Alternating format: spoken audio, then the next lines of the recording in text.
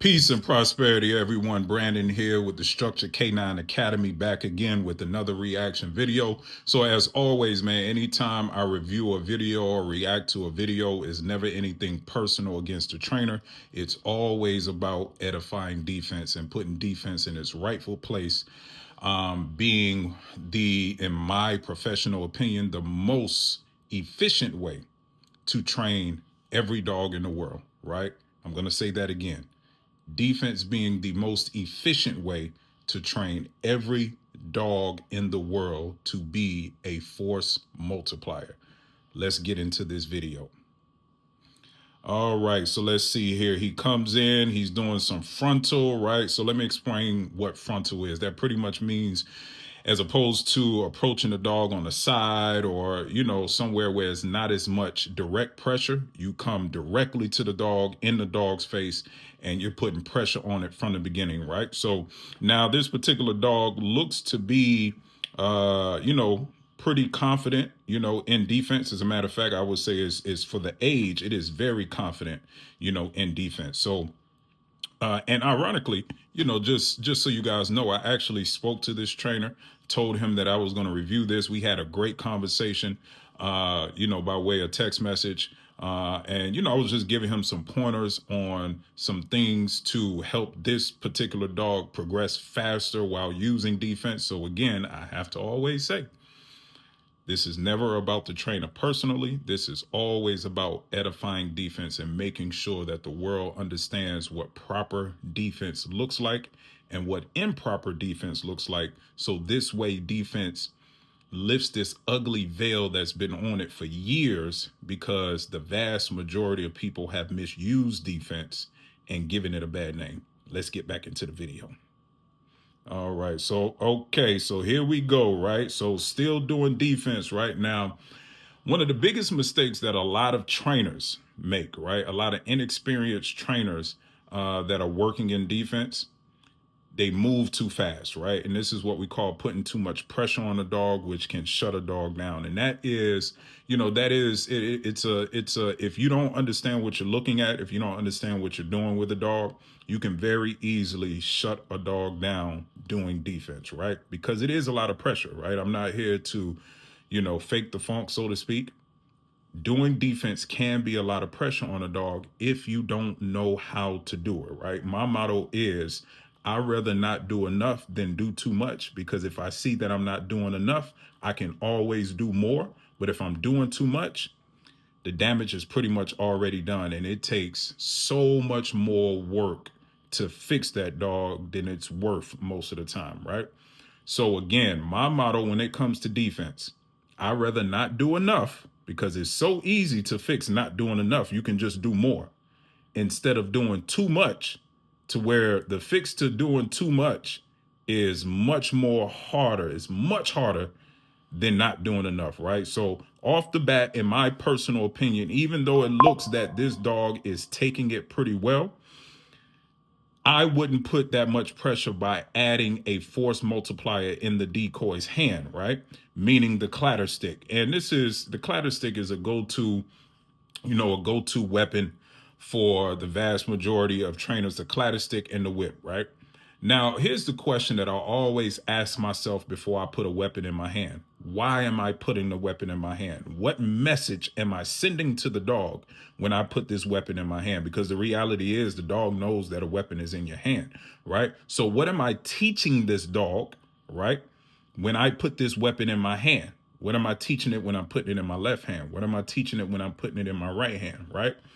Because the dog calculates all of this, right? The dogs are very calculative. Remember, they are predatory animals, so they have to be able to calculate distance, speed, time, right? Not time is like we do, where we look at the time and count seconds, right?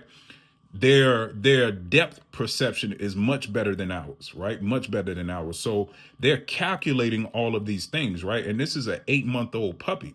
So this is too much, in my opinion, right, for this dog to calculate and be able to process properly and understand how to compartmentalize. Like, oh, before he didn't have anything in his hand when he approached me. Now, all of a sudden, in the same session, He went to a weapon in his hand, right?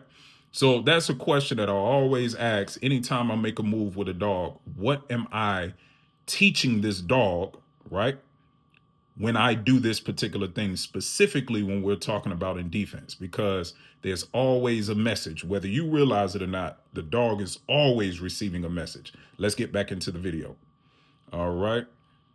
So now he has the whip again. Another another weapon, right? So again, the question I have to ask is why? Why did you go from the clatter stick to the whip? What was the purpose, right? What was the reason you said, hey, okay, the clatter stick isn't working, right? If that's what you said, because that's all I can assume, because you immediately went from the clatter stick to the whip in the same session, right? This is not 3, 4, 5 sessions down the road. It's the same session, right? So I have to ask, like, why did you switch? Like, what was the rush? Why couldn't you just stick to the clatter stick if that's something you wanted to use in that particular session?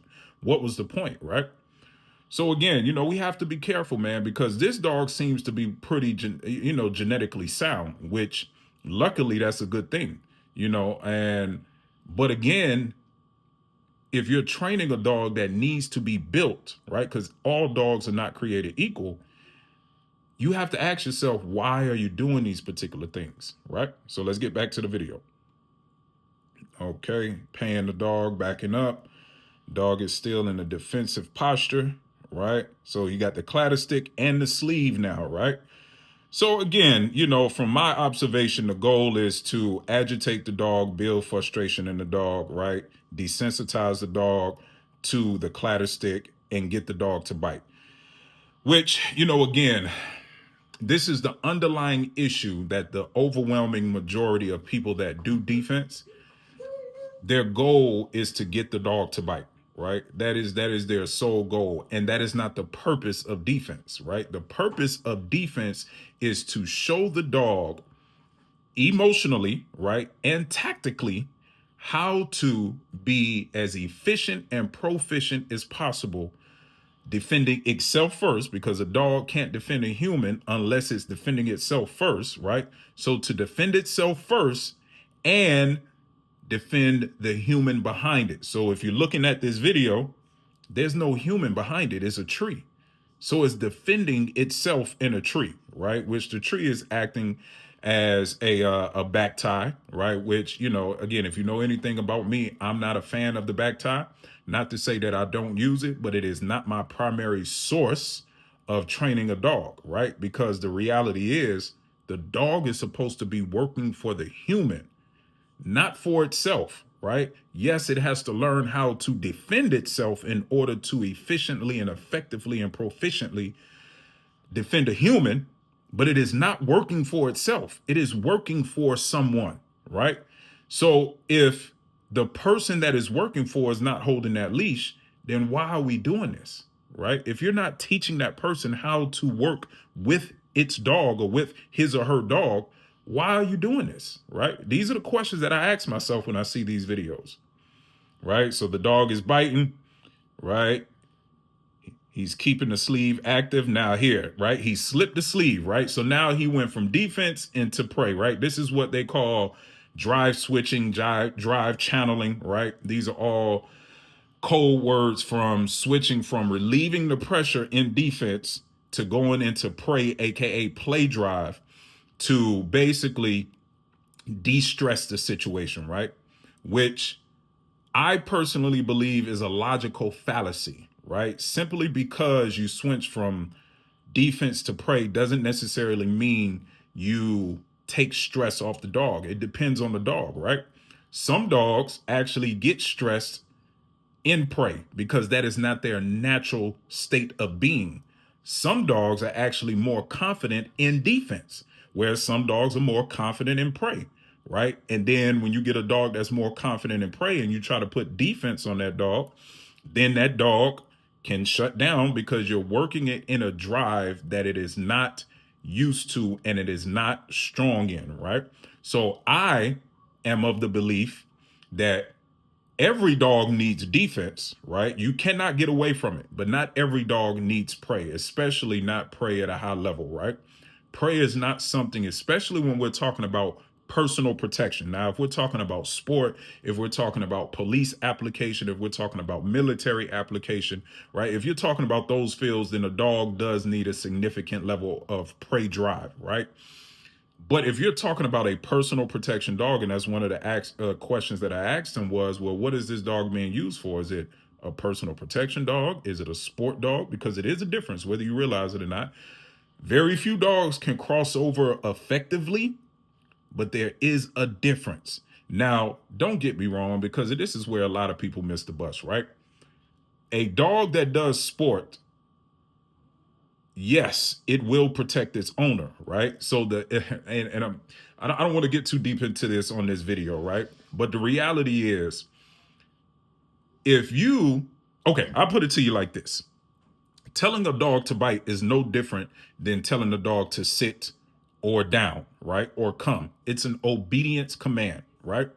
So, being that you can teach a dog to bite the same way that you can teach a dog to sit, at the end of the day, right, to the naked eye, if the dog is biting and the dog bit when you told it to, then the end product is the same, right? Both dogs bite, both dogs protected their owner, but here's the difference.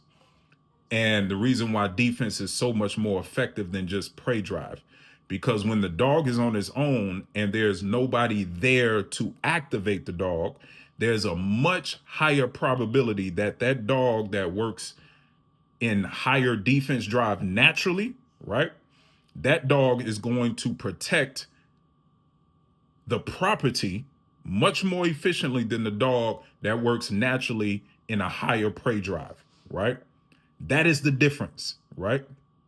So again, there's more differences. I don't want to get too deep into this video, but these are the differences between dogs and why defense is so much more efficient when you talk about personal protection dogs, right? Estate guardian dogs, personal protection dogs, home protection dogs, which he said this is what this dog is going to be, a home protection dog. So at the end of the day, it doesn't need all that prey. You don't have to force prey onto this dog. Work the dog in the drive that it is more efficient in, but you have to understand how to properly work the dog in that defensive drive, because even this dog, you don't want to do too much agitation, right? You don't want to put too much pressure, because then you can paint the wrong picture, right?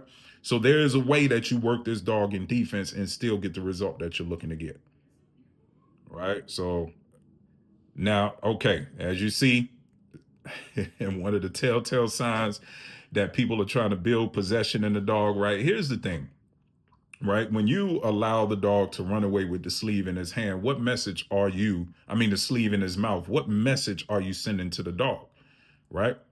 What is the point of letting the dog run away with the sleeve in his mouth and the bad guy goes away, but the sleeve is in his mouth? Who is the dog supposed to be biting? The bad guy or the sleeve, right? So the reason why they do this is because from their belief, specifically out of prey drive, they believe that it builds possession and it builds confidence in the dog because it's letting the dog win. But you can let the dog win in defense, right? And skip the whole process of building a dog that is material focused, right? Because that's essentially what you're building, right? It's material focused, right? Then you have to you have to unteach the dog to be focused on the equipment and get the dog back focused on the man. But see, here's the problem. The dog is always going to go back to its default when the stress levels are higher than its threshold. It's always going to revert back to its default, right? So from my standpoint, if the dog gets overstimulated, right? Meaning that dog gets pushed past his threshold. I still want that dog to understand that in order to fight through this, I must stay focused on the man as opposed to finding a piece of equipment to focus on, right? So, yeah, man, that again, when we're working defense, first of all, I very, very rarely let the dog walk off with the equipment in its mouth. I'm not saying I don't do it, but with a dog like this, it's unnecessary, right? It is unnecessary to let this dog run off, with the equipment in his mouth, because he already has a pretty good high level of confidence, right? And you can build possession without increasing the probability of creating a dog that is going to be equipment fixated, right? So yeah, man, never ever, specifically when you're working in defense, do not let the dog run away with the equipment in his mouth. It creates more problems than you really want to deal with. Okay, let's see here. So he's coming back now. See again, exactly what I said, right? So now you see the dog is stepping on, right? Stepping on the sleeve, which is a clear sign of possession, right? So the decoy went to approach the dog, and the dog stepped on the sleeve and pretty much challenged the decoy and said, "Come get the sleeve. This is mine," right? Again, possession, which possession is a good thing, but it is the improper application when you're building a protection dog. Now, again, a sport dog, a police dog, that's different, right? A military dog, that's different. But a protection dog, a civilian protection dog, this is not how you teach possession. Okay, he's back to doing what we call flesh work, right? Not bad. He's paying the dog. I would still do more side to side movement, but I mean, it wasn't terrible. Now he has the bite wedge, right, or the bite pillow at the end of a string. So now he's going into prey drive, which again, he's kind of relieving stress, trying to build prey drive in the dog, right? Again, and it's unnecessary, man. You don't have to go into this play mode, right? Okay, I put it to you like this: if you have a dog at this age that's mature enough to handle the stress that comes with being a protection dog, right? You have to be able to do it in increments to where the dog can still learn, right? But you are incrementally increasing the stress you put on the dog so the dog can properly handle the stress, right? In this session, there's too much stress being put on the dog because I can imagine that he has a certain amount of sessions to get this dog to bite, right, and be as confident as possible. I don't know how many sessions that is. In our conversation, I know he said he only worked the dog about 4 times, and that's why I keep saying this is too much pressure for this dog, right? So yeah, man, the bite wedge and all that stuff, it's, again, it creates more equipment fixation problems than you really want to have to deal with. Now, I will say this, right? If you're going to use tools like the bite pillow, like the clatter stick, like the whip, right? There is a way that you can use it to where the dog still perceives it as something that can be detrimental, right?